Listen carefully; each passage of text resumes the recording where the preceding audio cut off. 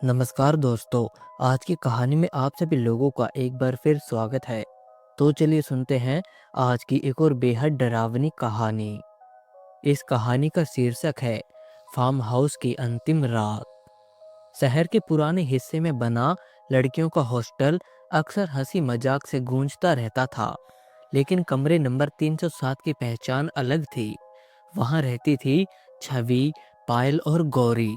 तीनों सिर्फ सहेलियां नहीं थी, वे एक दूसरे का साहस थी, एक दूसरे की दीवानगी।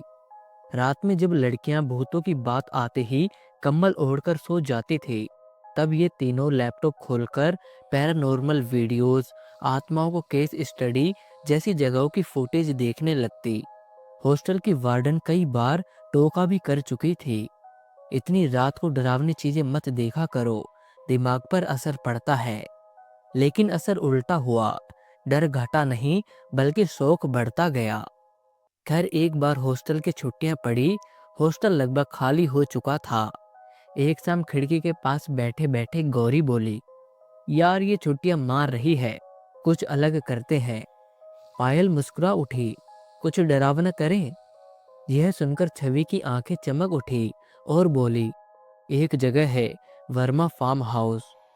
यह सुनकर दोनों का चेहरा बदल गया। वही कुख्यात जगह, वही फार्म हाउस जो 5 साल पहले बंद पड़ा था।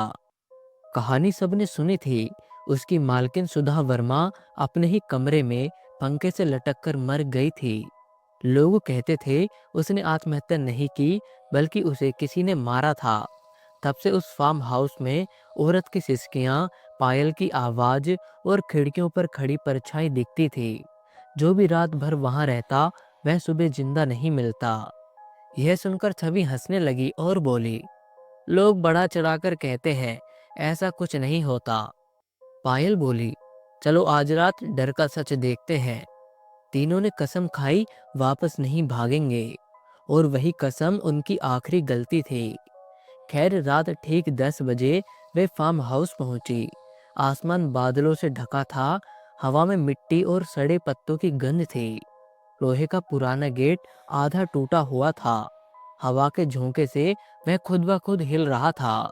अंदर का बगीचा अब जंगल बन चुका था, सूखे पेड़ कंकाल जैसे दिख रहे थे और कहीं कहीं झूला टूटा पड़ा था जिस पर जाले लटके थे। छवि ने टॉर्च जलाई, उनकी परछाइयां लंबी होकर जमीन पर रेंगने लगी। फार्म हाउस का मुख्य दरवाजा बंद नहीं था, वह बस अटका हुआ था। उन तीनों के जोर लगाते ही दरवाजा खुल गया। अंदर काफी अंधेरा था, सीलन की सड़ी गंध, टूटी कुर्सियां, उल्टे मेज, फटे पर्दे, पर हर जगह जगह मकड़ी के जाले लगे हुए थे। गौरी ने घबराते हुए पूछा, अगर सच में कोई आत्मा हुई तो हम क्या करेंगे? छवि बोली, आत्मा नहीं, यहाँ बस यादें हैं, तुम चुप रहो। उन्हें नहीं पता था कि यादें कभी कभी जिंदा भी होती हैं। खैर उन्होंने एक कमरा साफ किया, पुराने गद्दे छाड़कर बिछाए और मोबाइल की फ्लैश लाइट जलाकर बैठ गई। शुरू में सब कुछ सामान्य रहा, वे हंसी मजाक करती रही, सेल्फी भी ली। लेकिन थोड़ी देर के बाद दूर कहीं से दरवाजा बंद होने जैसी आवाज आई। तीनों चौंक पड़ी। हवा से हुआ होगा, छवि बोली, लेकिन उसकी आवाज कांप रही थी। थोड़ी देर बाद सीढ़ियों पर धीरे धीरे चलने की आवाज आई, जैसे नंगे पैर कोई उतरा हो। पायल ने फुसफुसाकर कहा, ऊपर कोई है। तभी अचानक ऊपर वाले कमरे की खिड़की अपने आप खुल गई, पर्दा बाहर उड़ने लगा और फिर वहीं खिड़की पर एक औरत खड़ी थी। सफेद साड़ी, लंबे खुले बाल, चेहरा ढका हुआ। उसके पैरों के पास खून टपक रहा था। टॉर्च की रोशनी जैसे ही उसके चेहरे पर पड़ी, तीनों सहेलियों की चीख बाहर नहीं निकली, बल्कि गला जाम हो गया। उस औरत का चेहरा बेहद डरावना था, आंखों की जगह गहरे गड्ढे थे।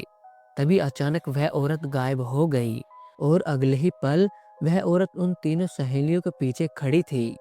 औरत ने डरावनी आवाज में कहा, क्यों आई हो यहाँ? यह सुनकर तीनों पीछे हट गई। उसने पहला नाम लिया, छवि। छवि सुन रह गई, पैर जम गए, जैसे शरीर उसका ना रहा हो। वह औरत मुस्कुराई, शीशे में अपनी मौत देखोगी। अचानक दीवार का पुराना दर्पण चमक उठा। छवि ने खुद को देखा, लेकिन उसमें वह जिंदा नहीं थी, बल्कि उसकी गर्दन फटी हुई थी और शरीर से खून बह रहा था। क्षण भर बाद असलियत में दर्पण की तस्वीर बन गई। वह औरत छवि के बिल्कुल पीछे आ गई, हड्डी जैसी उंगलियों से उसका सिर पकड़ा और एक झटके में मरोड़ दिया। छवि की चीख पूरे फार्म हाउस में गूंजी। उसकी गर्दन तिरछी हो गई, शरीर फर्श पर गिर पड़ा, आंखें खुली रह गई। इतना भयानक मंजर देखकर पायल और गोरी पत्थर बनकर देखती रह गई। दूसरा शिकार पायल। औरत ने गर्दन घुमाए बिना बोली, अब तुम्हारी बारी है। पायल ने भागने की कोशिश की, दरवाजे अपने आप बंद हो गए, खिड़कियों पर लोहे की जालियां उतर आई। वह औरत हवा में तैरती हुई पायल के सामने आ गई। उसकी आंखों के गड्ढे से काला धुआं निकल रहा था।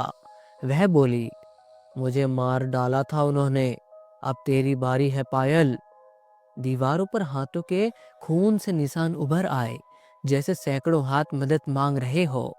पायल चिल्लाई, हमें हमें छोड़ दो, हमने तुम्हारा क्या बिगाड़ा है। औरत हंसी। उसने अपनी साड़ी से लंबी लोहे की कील निकाली, धीरे धीरे पायल के पास आई। पायल पीछे हटती रही जब तक दीवार ना आई। कील पायल के कंधे में घुस गई, खून दीवार पर छिटक गया। चीख इतनी तेज थी कि खिड़कियां कांप उठी। फिर उसने दूसरी कील पायल के गले के पास लगाई और बोली, अब बोलो, भूत नहीं होते। और तभी कील पायल के गले के आर पार हो गई। पायल वहीं ढह गई, आंखें खुली, पर उसमें सिर्फ दर्द था। अब बची थी गौरी। वह घुटनों के बल गिर गई, रोते हुए बोली, हमने कुछ गलत नहीं किया, हमें जाने दो। औरत धीरे से उसके पास बैठ गई। उसकी आवाज में ठंडी नफरत थी। वह औरत बोली, सुधा वर्मा को सबने धोखा दिया, पति ने, दोस्तों ने, रिश्तेदारों ने। मुझे पागल कहा गया, मुझ पर अत्याचार हुए। उसकी आवाज बदल गई, मैंने खुद को नहीं मारा था, मुझे मारा गया था। औरत के इतना बोलते ही कमरे की दीवारें जीवित हो उठी। रस्सी लटक गई, पंखा हिलने लगा। औरत ने रस्सी गोरी के गले में डाल दी। गोरी हाथ पांव मारती रही। फर उसके नाखून से खुरच गया, लेकिन धीरे धीरे उसका शरीर ढीला पड़ गया। आंखें उलट पलट गई। तीनों सहेलियों की जिंदगियां वहीं समाप्त हो गई, उस फार्म हाउस में जहां मौत इंतजार करती है। सुबह अखबार वाले ने रास्ते से गुजरते हुए खिड़की की ओर देखा। उसे लगा किसी ने पर्दा हटाया है। वहां तीन परछाइयां दिखाई दी, छवि, पायल और गौरी। तीनों खिड़की पर खड़ी थी, चेहरे सफेद, आंखें लाल, होठों पर ठंडी मुस्कान। और पीछे वही औरत सफेद साड़ी में खड़ी थी। अब फार्म हाउस खाली नहीं था, बल्कि अब वह शिकार घर बन चुका था। जो भी वहां रात गुजारता, सुबह सिर्फ कहानी बनकर रह जाता। और आज भी राहगीर कहते हैं, रात के बाद जो भी उस रास्ते से गुजरता है, उसे खिड़की से तीन लड़कियां झांकती दिखती है और धीमी आवाज में कहती है, अंदर आ जाओ, हम तुम्हारा इंतजार कर रही हैं। जो भी इंसान अंदर जाता है, उसकी दर्दनाक मौत हो जाती है। तो दोस्तों, आज की कहानी में इतना ही। कहानी आपको वीडियो को एक लाइक करें और चैनल को सब्सक्राइब करके बेल आइकन को भी जरूर प्रेस करें, ताकि आने वाली वीडियोस के नोटिफिकेशंस आप लोगों को जल्दी मिल सके। तो मैं आपका दोस्त एक बार फिर मिलूंगा ऐसे ही मज़ेदार कहानी के साथ। तब तक के लिए बाय।